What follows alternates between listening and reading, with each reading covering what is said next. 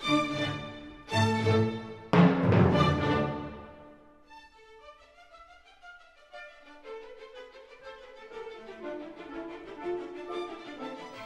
I'm Jackie and I'm a fitness trainer.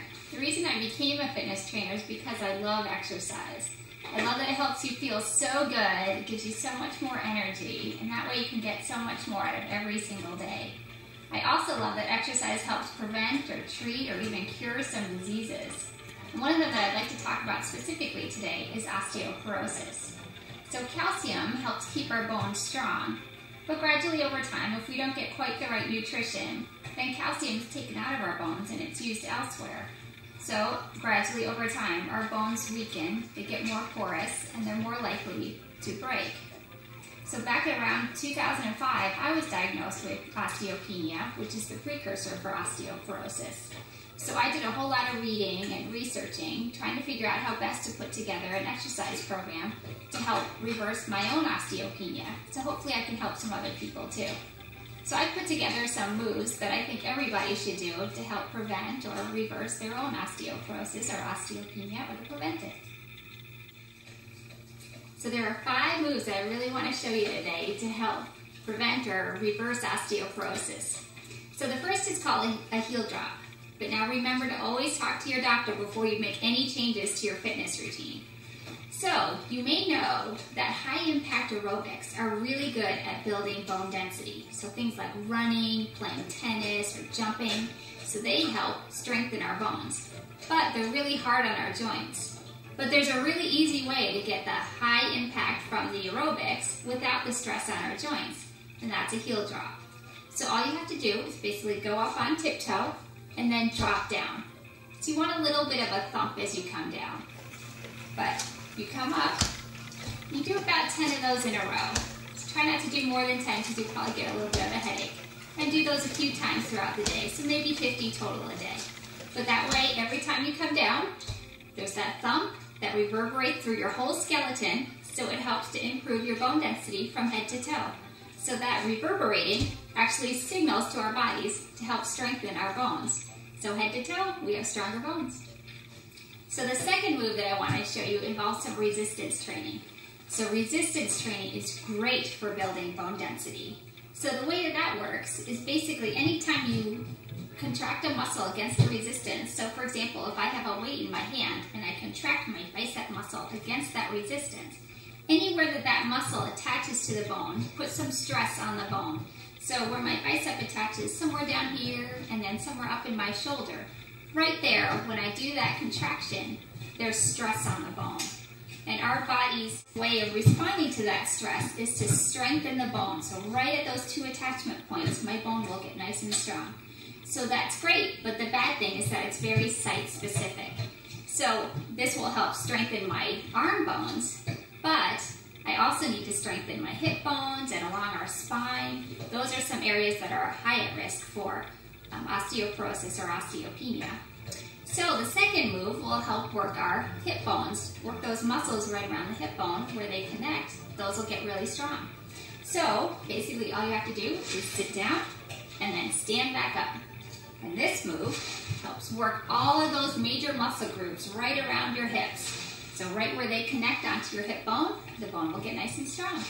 So you could start doing, maybe 5 or 10 of those in a row, and gradually work up to where you can do about 20 or 25 of them in a row, and maybe do 2 or 3 sets of those. And that'll help strengthen your hip bone. And then to move on to the third exercise, we'll start strengthening your spine. So the third move that I want to show you helps strengthen the muscles right along your spine. So of course when we strengthen those muscles, we'll help strengthen that bone too. So for the upper part of your spine, there's some muscles that attach there called your lats and your rhomboids. So a great way to work them, you just stand up nice and tall and think of squeezing your shoulder blades back, almost like you're trying to make them touch. And then you release it. And again, squeeze back. And again, maybe do about 10 of those in a row. Maybe do 2 or 3 sets of those every day or every other day. And that'll help work those muscles. So about down to here, about the top 2/3 of your spine. So just squeeze and relax. Nice and tall with good posture while you do it. So the fourth move that I want to show you today helps work the muscles that attach onto the bottom third of our spine. So we already got the top 2/3, and this will work the bottom third and help strengthen those bones. So what you'll do is just shift forward a little bit in your chair so you're sitting closer toward the front of the chair, but not too far. And you want to sit up really tall, keep your back really straight, and then lean back toward the back of the chair. So you won't actually touch the back of the chair. Try and stay about an inch away. So you want to hold it for maybe 10, 15 seconds to start, and then gradually come up and release it. And then again, nice and tall, lean back, get close to the back of the chair without touching it, and hold it. So if you can gradually build up to doing this for 20 seconds at a time, 30 seconds at a time, even a minute or two. And then if you want to make it even harder, you can try lifting your feet off the floor. See, that's harder. It's even hard for me. It makes me shake. So that's working your abs and your low back. When you need to, go ahead and relax. So probably want to do that about 2 or 3 times a day. That'll be plenty. So again, that's strengthening your ab muscle and your low back muscle. Pretty much all those muscles there in your core. So your whole tummy area will get nice and toned. So you also will be strengthening those low back muscles, and they attach to your spine. They'll help strengthen your spine too. So the fifth and the last move that we'll do today will help strengthen our wrist muscles and therefore also the bones in our wrists. So these are an area that are at risk for breaking should we fall if you have low bone density. So are our ankles, but we've already worked our ankle muscles when we did those heel drops. And then the other 2 areas are our hips and our spine, so we'll be all covered. So to strengthen our wrist muscles, basically what we'll do is we'll make a fist and then just squeeze nice and tight. Almost like you're squeezing a stress ball. And if you ever wanted to, you could do this with a stress ball or with a tennis ball. Just hold on to it and give it a good squeeze. Maybe do about 10 of these in a row. And then another one that I would do is putting your thumbs on top and then pressing down with your thumbs. So if you've ever played thumb war, it's kind of like that move. So you just press down nice and hard and give it a good squeeze. And again, you'll feel that working all those little muscles all around your wrist. And that'll help strengthen your wrist bones.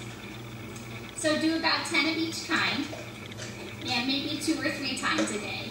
And that'll be sufficient to strengthen your wrist muscles. You can alternate if you want, or you can do all 10 in a row, and then switch to the other 10. It's up to you. So that's the last move that I would do. And again, that works all the areas that are at risk for osteoporosis or osteopenia, and will help strengthen your bone density from head to toe. So those are 5 simple moves with lots of benefit that anybody can do. You can do them anywhere, you don't need any equipment, and any fitness level can do those moves. So why don't you give them a try today? So again, I'm Jackie, I'm a fitness trainer, and I think that fitness should be fun and enjoyable so that you actually want to do it. So please keep an eye on YouTube. I have some more videos coming out soon. And in the meantime, please feel free to visit my website. It's bodydefinitions.com. You can visit my blog from there where I have some free nutritional advice for you as well. So Jackie with Body Definitions, well, I think it should be fun to get fit, so you never want to quit.